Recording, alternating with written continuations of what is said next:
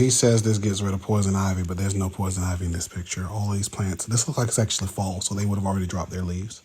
Those aren't, I don't think those are poison ivy vines at all because they're usually thicker and hairier. Plant blindness to promote something that is supposed to get rid of the plant, right?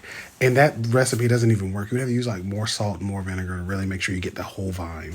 This one is hilarious because while that acid probably could lift up the oil, you could still see the oil stains after he does all the rinsing. You can still see all the oil stains. Like, look at it. He doesn't show you what it looks like dried because he know that wasn't right. He know that wasn't legit. And this one, peanut oil to get rid of voles and ticks and stuff. I guess they allergic to peanuts or something. Maybe they didn't like Charles Schultz or the M&M commercials, and you just mix a spray bottle up of it because we know oil and water mix together, so that's definitely a good thing to do.